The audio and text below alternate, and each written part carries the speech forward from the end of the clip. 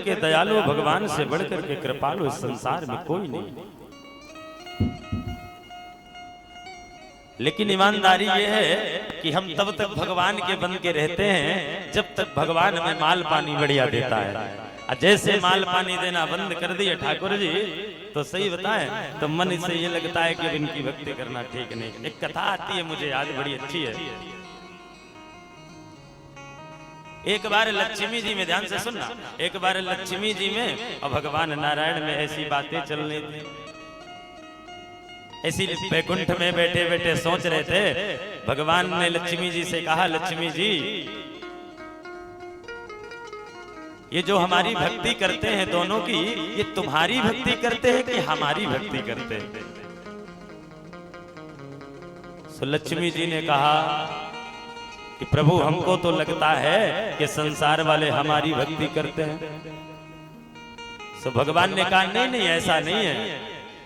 तुम्हारी भक्ति कुछ लोग करते होंगे, 10-20% लोग जिनको यथार्थ का ज्ञान ना हो कि केवल लक्ष्मी से मतलब है, नारायण से मतलब नहीं है। लेकिन हमको पूरा भरोसा है कि 80% हमारी भक्ति करते हैं। तो लक्ष्मी जी ने कहा चलो परीक्षा ले लिया जाए भक्तों की। देखो ध्यान देना, तो परीक्षा लेने के लिए चल दिए दोनों। अब भगवान एक खूब बाबा जी का रूप धारण किया, संत महात्माओं का। और भगवान पहुंच गए अपने प्रिय भक्त के पास जो रोज आरती उतारता था। ओम जय जगदीश हरे, रोज आरती में गाता था, तेरा तुझको अर्पण क्या लागे मेरा, ओम जय जगदीश हरे। तो भगवान सोचे जब रोज गाता है तेरा तुझको अर्पण क्या लागे मेरा, तीसी के घर चलते। जब हम ही पर सब अर्पण कर दिया, तीसी घर चलना ठीक हो। और जैसे सुखदेव जी कहते हैं, महाराज देखो ध्यान देना, जैसे भगवान नारायण गए तो उस भगत ने खूब स्वागत किया। अरे आइए बाबा जी, आइए महात्मा जी, आइए आइए आइए। मेरा सौभाग्य है कि आज मेरे घर में कोई संत आए हैं, कोई महात्मा। बाबा जी को लगा देख लो, हमको तो लगता था कि ये भगत आदमी।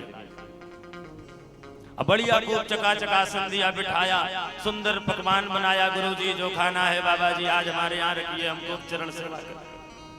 भगवान बोले यार बड़ा गजब भगत है भाई। इधर जो है 1-2 घंटे सेवा किया भगत ने, तब तक लक्ष्मी जी एक बुढ़िया का रूप धारण करके पहुंच गई। एकदम दरिद्रता, एकदम बड़े बड़े बाल, बिना श्रृंगार के, एकदम बुढ़िया टाइप पहुंच गई। जैसे पहुंची महाराज तो उस भगत ने बाबा जी की सेवा में लगा था। और उस भगत ने देखा बुढ़िया माई को। बुढ़िया माई ने कहा मुझे भोजन दे दो। तो पहले तो नहीं, ठीक है दे देते हैं। तो थाली में भोजन लेके आया, थाली में भोजन लेके आया। बुढ़िया मैया बोली हम इसमें नहीं खाएंगे, हम अपने बर्तन में खाते हैं। ठीक है आप अपना बर्तन दे दीजिए। सो मैया ने, वो बुढ़िया मैया ने झोला रखा था, उसमें से सोने की थाली निकाली पूरा, और सोने की थाली रख दी सामने। तो भगत की बुद्धि देखने में कैसी दिख रही, सोने की थाली। सो परोसा भोजन, लोटा सोने का, गिलास सोने का, थाली सोने। अब भोजन की तो उस भगत ने कहा कि थाली धो दे, हम आप लेते जाइए। सो बुढ़िया मैया ने कहा हम एक बार जिस थाली में भोजन करते हैं उसके बाद दोबारा नहीं करते, इस थाली को आप रख लो। अब तो भैया भगत गदगद हो गया कि अगर 3-4 दिन हमारे घर में रुक जाए तो हमारा तो सारा खेल बन जाएगा।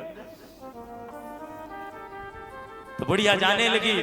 जैसे बुढ़िया जाने लगी तो बुढ़िया मैया से कहने लगा, भगत मैया 1-2 दिन तो कम से कम रुक जाओ, सेवा का अवसर तो दो।